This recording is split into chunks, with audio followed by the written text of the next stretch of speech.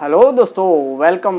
Pro equity analytics limited company का IPO open होने वाला है। कंपनी के डिटेल्स देखें, जैसे कंपनी करती क्या है, बिजनेस मॉडल क्या है, कब से मार्केट में, प्रोडक्ट क्या है, कंपनी का फाइनेंशियल स्टेटस देखें, जैसे कि सेल्स ग्रोथ कैसा है, प्रॉफिट ग्रोथ कैसा है, आईपीओ लाने का कारण देखेंगे और आईपीओ का price band, opening date and closing date देखेंगे और आईपीओ का जीएमपी यानी कि ग्रे मार्केट प्रीमियम कुछ अपडेट हुआ है क्या, ये देखेंगे और फाइनली इस आईपीओ में अप्लाई करें या अवॉइड करें, ये भी देखेंगे। तो दोस्तों, जैसे मैंने आपको कंपनी का नाम बताया, प्रॉप इक्विटी एनालिटिक्स लिमिटेड, यहाँ आईपीओ में पीई एनालिटिक्स आईपीओ जो कि मार्च 22 2022 को ओपन हो रहा है और मार्च 25 2022 तक चलेगा। अभी कंपनी कब से मार्केट में और क्या करती है दोस्तों, कंपनी इनकॉर्पोरेट इन 2008 यानी कंपनी जनवरी 2008 से मार्केट में, यानी कंपनी को 14 साल से भी ज़्यादा मार्केट में हो चुके हैं। 14 साल से कंपनी मार्केट में प्रेजेंस है। अभी कंपनी करती क्या है तो दोस्तों, PE analytics limited provides real estate business intelligence and analytics platform. तो दोस्तों, कंपनी यहाँ एक प्लेटफॉर्म प्रोवाइड करती है जो कि रियल एस्टेट बिजनेस के लिए इंटेलिजेंस एंड एनालिटिक्स का काम करता है। दोस्तों, इंटेलिजेंस एंड एनालिटिक्स क्या होता है, जो कि बारीक रूप से रियल एस्टेट के बिजनेस को यहाँ पे ये उसका रिसर्च करते हैं, बिजनेस के सब उसका बारीकी डिटेल निकालते हैं और जहाँ प्रोजेक्ट आने वाला है कि यहाँ पे क्या आगे संभावना है, इसमें क्या रिटर्न मिल सकते हैं और यहाँ पे यानी रेसिडेंशियल ज़्यादा चलेगा या कमर्शियल ज़्यादा चलेगा और यहाँ पे और कितने रिटर्न मिल सकते हैं। तो और इससे भी और बारी चीज़ें यहाँ पे कंपनी प्रोवाइड करके देती है। तो कंपनी का खुद का एक प्रोप इक्विटी ऑनलाइन सब्सक्रिप्शन भी है, जो कि ये सब चीज़ें रियल एस्टेट डेटा हुआ एनालिटिक्स प्लेटफॉर्म प्रोवाइड करता है, जो कि 1,36,000 कंपनी 1,36,153 प्रोजेक्ट अभी तक कवर कर चुकी है और 42,231 डेवलपर्स यहाँ पे कंपनी से जुड़े हैं, जो कि 44 सिटी इंडिया में है। और PE analytics limited offers real estate business. तो दोस्तों, अभी देख सकते हैं, जैसे मैंने आपको बताया कंपनी क्या ऑफर करती है। तो real estate business intelligence residential and commercial, तो रेसिडेंशियल और कमर्शियल दोनों प्रोजेक्ट के लिए यहाँ पे कंपनी यहाँ पे real estate business intelligence provide करती है और रिसर्च एंड कंसल्टिंग भी करती है। रिसर्च करती है, कंसल्टिंग करती है, आपको क्या करना चाहिए, कैसा करना चाहिए, ये सब भी बताती है। और कोलेस्ट्रॉल रिस्क मैनेजमेंट यानी रिस्क मैनेजमेंट भी बताती है, आगे इसमें आप करोगे तो क्या रिस्क हो सकती है। और advance processing facility reality indicates and catchment area analytics services to various users को प्रोवाइड करती है। यूजर्स में दोस्तों कौन कौन से हैं, तो डेवलपर्स जो कि बिल्डिंग डेवलप कर सकते हैं, बड़े कंस्ट्रक्शन इंडस्ट्री, इन्वेस्टर्स, अभी इन्वेस्टर्स हम जैसे भी हो सकते हैं और कुछ कमर्शियल भी हो सकते हैं। बैंक को भी देती है दोस्तों, बैंक लोन देती है, कहीं कहीं इन्वेस्टमेंट करती है, तो बैंक को भी पता होना चाहिए कि मैं यहाँ लोन दे रहे हैं हम कि इस बिल्डिंग में बराबर है क्या, इसका वैल्यूएशन है क्या नहीं। तो यहाँ से ये रिपोर्ट सब प्रोवाइड करते हैं। बैंक भी इस कंपनी से रिपोर्ट लेती है। Housing finance company, equity research firm, real estate, P fund, REITs financial institute, जो कि सब फाइनेंस इंस्टीट्यूट है, सब बैंक वगैरह है, सब लोन देने वाली है। मोर्गेज इंश्योरेंस, तो अभी मोर्गेज प्रॉपर्टी रहती है, यानी कि अभी जो लोन देता है तो मोर्गेज रहती है, तो यहाँ पे इंश्योरेंस ये भी है, इनको भी यहाँ पे इस डाटा की ज़रूरत पड़ती है। HNIs lenders and investors in real estate, तो ये सब यहाँ पे कंपनी लोगों को अपना डाटा प्रोवाइड यानी सब सर्विसेज देती है। The company platform is only online search platform है कंपनी का, तो for real time data and analytics for the Indian real estate industry के लिए यहाँ पे प्रोवाइड करती है। तो ऑनलाइन सर्विस प्लेटफॉर्म है कंपनी का, जो कि इंडियन रियल एस्टेट इंडस्ट्री को यहाँ पे company real time data and analytics service यहाँ पे प्रोवाइड करती है। और कंपनी के ऑफिसेज गुड़गांव, मुंबई और बेंगलोर में है और कॉम्पिटिटिव स्ट्रेंथ में। तो एक फर्स्ट स्ट्रॉन्ग डेटाबेस है कंपनी का, तो एक अच्छी बात है कि कंपनी का एक मजबूत डेटाबेस है। और सेकंड है हाई एंड टेक्नोलॉजी, तो कंपनी की हाई एंड यानी उच्च बोल सकते हैं कंपनी की टेक्नोलॉजी है। और एफिशिएंट एंड टैलेंटेड टीम है, तो कंपनी के कुशल और प्रतिभाशाली टीम है। और मार्केट लीडरशिप है कंपनी पे, और क्लाइंट एंगेजमेंट भी यानी ग्राहक से भी अच्छा खासा जुड़ाव है कंपनी का, और स्टीम क्लाइंटेल, तो यहाँ पे सम्मानित ग्राहक हैं कंपनी के, जिसके बड़े बड़े डेवलपर्स, बैंक वगैरह। आप साइट पे देखेंगे तो दोस्तों आपको दिखेगा बड़े बड़े डेवलपर्स जो जाने माने, लोडा, ये वो स्टीम, और बैंक भी यस बैंक जो अपने नामांकित बैंक के सब यहाँ पे कंपनी के कस्टमर्स में हैं। अभी प्रोमोटर्स तो दोस्तों Shri Sameer Jasuja is the company promoters, ठीक है। अभी कंपनी का फाइनेंशियल कंडीशन देखते हैं तो फिगर्स दोस्तों इन लैक्स में, मार्च 19, मार्च 20 और मार्च 21 और ये सितंबर 21, यानी अप्रैल में, जून, जुलाई, अगस्त, सितंबर, यानी 6 मंथ की है। तो हम इसको डबल कर लेंगे तो हमें मार्च 22 की फिगर हमें एक अंदाज़ा मिल जाएगा। मार्च 19 में कंपनी का एसेट 2745.66 लाख का, जो कि मार्च 20 में 2950.95 लाख का, यानी 2700 से 2900, यानी यहाँ 3000 राउंड आप पकड़ सकते हैं, और यहाँ 2800 राउंड तो ज़्यादा से ज़्यादा। तो यहाँ पे कंपनी का एसेट 19 के मुकाबले 20 में बढ़ा है, अच्छी बात है। वहीं मार्च 21 में 3193.65 लाख का कंपनी का यहाँ एसेट, तो यहाँ 19 और 20 के मुकाबले और 21 में कंपनी का एसेट बढ़ा है। वहीं सितंबर 21 में दोस्तों 3678.60 लाख का कंपनी का एसेट है। तो यहाँ पे 19 हुआ, 20 हुआ, 21 हुआ, तीनों के मुकाबले यहाँ 22 में और भी एसेट बढ़ता हुआ नज़र आ रहा है। यहाँ 2700 था 19 में, वहाँ 20 में 3000 के करीब हुआ, और यहाँ 3200 के करीब है 21 में, और यहाँ 22 में 3700 के करीब है। तो यहाँ पे कंपनी के एसेट अच्छे बढ़े हैं। वहीं दोस्तों कंपनी का एसेट तो अच्छा बढ़ा है, अभी कंपनी का रेवेन्यू ग्रोथ कैसा है। तो मार्च 19 में कंपनी को रेवेन्यू 1613.44 लाख का रेवेन्यू आया। वहीं मार्च 20 में 1724.36 लाख का, तो यहाँ पे 19 के मुकाबले 20 में कंपनी का रेवेन्यू ग्रोथ बढ़ा है।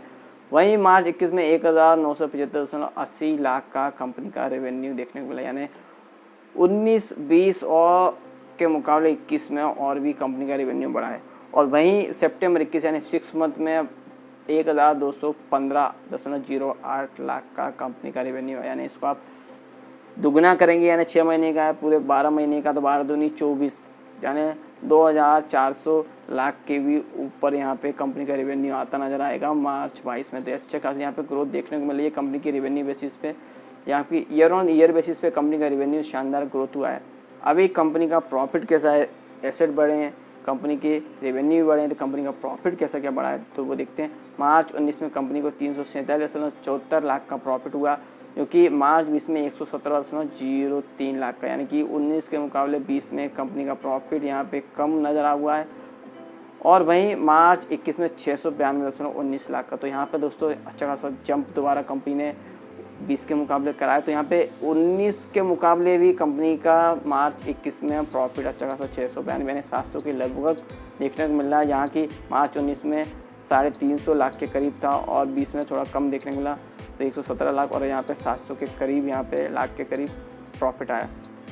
अभी सितंबर 21 में तो दोस्तों 410.63 लाख का कंपनी को प्रॉफिट आया, जो कि आप 6 महीने का ये डाटा है, इसको 12 महीने में आप करेंगे तो 410 यानी 820 के करीब यहाँ पे कंपनी का प्रॉफिट नज़र आएगा मार्च 22 में, क्योंकि हम एक अंदाज़ा लगा रहे हैं पर उतना नहीं आना चाहिए, क्योंकि और भी यहाँ पे आने वाले दिनों में ग्रोथ देखने को मिलेगी, तो यहाँ पे 800 के ऊपर भी प्रॉफिट देखने को मिल सकता है।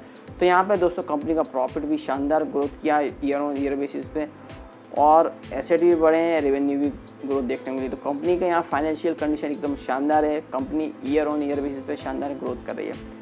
फिर भी अभी कंपनी IPO ला रही है। IPO लाने का रीज़न क्या है, तो फर्स्ट रीज़न कंपनी बोलती है एक्सपेंडिचर फॉर टेक्नोलॉजी अपग्रेडेशन। तो कंपनी ये सब जो काम करती है, ऑनलाइन काम करती है, इसके लिए टेक्नोलॉजी लगती है, तो यहाँ पे अपग्रेड कर रही है कंपनी और भी अपनी टेक्नोलॉजी को बढ़ा रही है। हाई एंड टेक्नोलॉजी यहाँ पे ऑलरेडी यूज़ कर रही है कंपनी, तो इसको और भी यहाँ पे अपग्रेड कर रही है, तो अच्छी बात है, कंपनी का बिजनेस और भी स्मूथ चलेगा।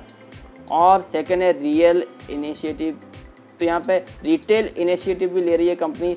अभी तक कंपनी बड़े बड़े कस्टमर जैसे कि B2B कारोबार था, अभी B2C में भी कंपनी एक्सपेंशन कर रही है, यानी कि हम जैसे कस्टमर को भी यहाँ पे अभी कंपनी अपनी सर्विसेज देने जाएगी, यानी कि हमें भी घर लेना है, कुछ लेना है या कुछ इन्वेस्टमेंट करना है, कमर्शियल प्रॉपर्टी में दुकान या कहीं पे लेना है, तो यहाँ पे हम कंपनी से प्रोवाइड कर सकते हैं भाई इसका वैल्यूएशन क्या हो सकता है, ये बराबर वैल्यूएशन है क्या, और यहाँ पे आगे क्या बिजनेस चलेगा।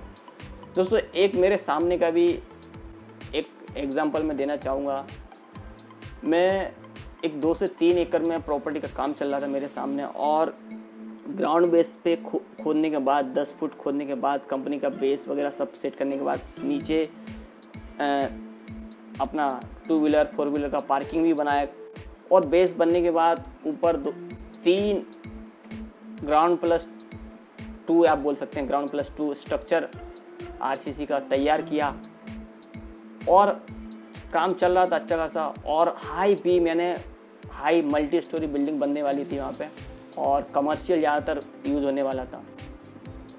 तो बाद में मैंने देखा 2-3 स्टोरी बनने के बाद उसको स्ट्रक्चर को तोड़ना स्टार्ट कर दिया। मैंने कहा ऐसा क्यों? तो मैंने पता किया कि इन्होंने जो बिल्डर था उनका कुछ तो भी आइडिया उन्होंने अपने हिसाब से बनाना चालू किया था। बाद में उन्होंने एक सर्वे कराया, हो सकता है इसी कंपनी ने वो सर्वे किया होगा कि यहाँ पे जो वो ज़्यादातर कमर्शियल बनाने वाले थे कि इसका यहाँ पे ज़्यादातर चलेगा नहीं, क्योंकि ऑलरेडी वहाँ पे कमर्शियल प्रॉपर्टी खाली पड़ी हुई हैं, वैकेंट पड़ी हुई हैं, वो पहले से ही चल नहीं रही हैं, और पास ही में बड़ा 2 मॉल हैं जो कि 1 किलोमीटर के अंदर में है।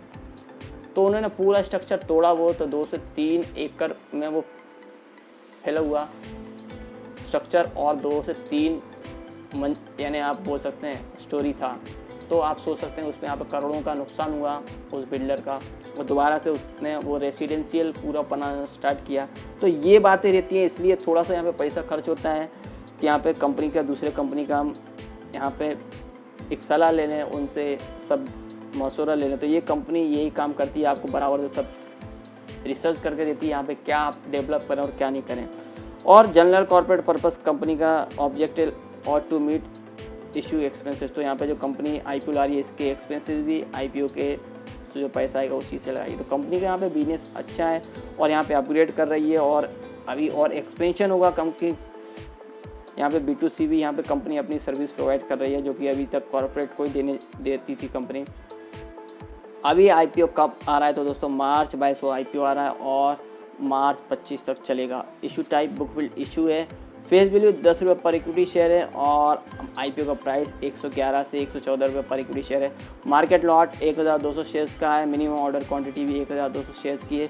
लिस्टिंग NSE SME होगा, और इशू साइज 31.60 करोड़ का है, जिसमें कि फ्रेश 16.55 करोड़ है, और ओपर फॉर सेल 15.05 करोड़ का। और दोस्तों इसमें QIB कैटेगरी के लिए 50% का अलॉटमेंट रखा है, और रिटेल कैटेगरी के लिए 35% का, और NII HNI कैटेगरी के लिए 15% का अलॉटमेंट रखा है। और दोस्तों टेंटेटिव टाइम टेबल में मार्च 22 को आईपीओ ओपन, मार्च 25 को क्लोज, अलॉटमेंट मार्च 30 को, रिफंड मार्च 31 को, और डीमैट अकाउंट में शेयर क्रेडिट अप्रैल 1 को, और लिस्टिंग अप्रैल 4 को है। और इसमें दोस्तों हम जैसे रिटेल इन्वेस्टर कितने अप्लाई कर सकते हैं? तो दोस्तों मिनिमम 1 लॉट और मैक्सिमम 1 लॉट, क्योंकि एक SME आईपीओ है, और एक लॉट में 1200 शेयर्स, जिसके लिए 1,36,800 अमाउंट इन्वेस्टमेंट में लगेगा। और दोस्तों आपको बताना चाहूँगा, हाल ही में एक आईपीओ आता है लेटेंट व्यू एनालिटिक्स आईपीओ, जो कि consulting services, data engineering, business analytics और डिजिटल सॉल्यूशन ये सब कंपनी के प्रोवाइड करता था। तो सेम उसी तर्ज पे ये कंपनी है। तो दोस्तों लेटेंट व्यू में अच्छे रिटर्न मिले थे कंपनी को, और अभी शेयर का वैल्यू भी आप देखेंगे जहाँ लिस्टिंग प्राइस से अच्छा दुगना से भी ज़्यादा रेट पे चल रहा है। तो दोस्तों इसमें भी आप देख सकते हैं आने वाले दिनों में अच्छे हमें लिस्टिंग गेन देखने को मिल सकती है। और प्रोमोटर्स का होल्डिंग 96.11% और आईपीओ के बाद 70.20% रहेगा। और दोस्तों अभी कंपनी में हम इन्वेस्टमेंट करेंगे तो कंपनी का एड्रेस हमें पता होना चाहिए। तो PE analytics limited, commercial complex, पश्चिमी मार्ग, वसंत विहार, न्यू दिल्ली का एड्रेस है। Phone number, email ID, website, आप यहाँ और भी डिटेल चेक कर सकते हैं। और रजिस्टर्ड कंपनी का Bigshare services private limited, phone number, email ID और वेबसाइट हमें अलॉटमेंट स्टेटस चेक करने के लिए उपयोगी पड़ेगा। देखते हैं कुछ GMP अपडेट हुआ है क्या। Grey market trend as on 19 March 2022, subject to rate no trade, GMP no trade. तो दोस्तों यहाँ तक अभी तक कुछ GMP अपडेट नहीं हुआ है, आगे कुछ अपडेट होगा तो मैं अपडेट देता रहूँ। और दोस्तों आईपीओ का फाइनेंशियल एंड एनालिटिक रेशो देखें तो अर्निंग पर शेयर 2019-20 में ₹365.44, अर्निंग पर शेयर 2020-21 में 2083.43, और अर्निंग पर शेयर 2021-22 6 मंथ 1360.23, और return on net worth 2019-20 30.43%, return on net worth 2020-21 19.60%, return on net worth 2021-22 6 month 13.28% और book value of the share as on 31/3/2022 rupees 8,376.75। दोस्तों आप देख सकते हैं यहाँ पे कंपनी के फाइनेंशियल रेशो। और दोस्तों जैसा कि मैंने आपको देखा पियर्सन कंपैरिजन में आप देख सकते हैं लेटेंट व्यू एनालिटिक्स। तो दोस्तों ये अभी बीच में IPO आया था, तो इसका P मल्टीपल ऑफ 70.47। हालांकि latent view analytics IPO BSE NSE दोनों पे लिस्ट हुआ था, ये ओनली दोस्तों एक SME IPO है। और दोस्तों P analytics offer valuation other side पे भी हम चेक कर लेते हैं। अर्निंग पर शेयर EPS ₹7.67 और P रेशो 14.47 से 14.86। तो दोस्तों ये भी ठीक है। और नेटवर्थ 25.8 और नेट एसेट वैल्यू NAV ₹1.30 पर शेयर। तो दोस्तों यहाँ पे वैल्यूएशन अच्छे हैं कंपनी के। और GMP ट्रेंड तो दोस्तों यहाँ पे भी देखें, GMP फिलहाल अपडेट नहीं है, ना कि सब्जेक्ट टू होता, कुछ आगे अपडेट होगा तो अपडेट दोस्तों देता रहूँगा। तो दोस्तों इस IPO में आप अप्लाई करें, यहाँ पे अच्छे रिटर्न हमें देखने को मिल सकते हैं। और लेटेंट व्यू के भी आपने देखा कि अच्छे हमें रिटर्न मिले थे। और फिर भी हम इसका सफिशिएंट स्टेट देखेंगे कैसा रहता है, उस हिसाब से हम इसमें अप्लाई करें या ना करें ये भी डिसाइड करेंगे आने वाले दिनों में। वैसे तो हम तैयारी रखना है कि हमें अप्लाई करना ही करना है। और लॉन्ग टर्म व्यू से तो दोस्तों आप इसमें अप्लाई कर ही सकते हैं, क्योंकि लॉन्ग टर्म व्यू से कंपनी का जो बिजनेस मॉडल है उसमें और भी ग्रोथ देखने को मिलेगी। और कंपनी यहाँ पे B2C में भी प्रेजेंस अपनी दिखाने वाली है, तो यहाँ पे बिजनेस ग्रोथ और भी बढ़ेगी कंपनी की। तो दोस्तों और भी अपडेट आते रहेंगे, और भी IPO आ रहे हैं। प्लीज़ लाइक शेयर और सब्सक्राइब माय चैनल।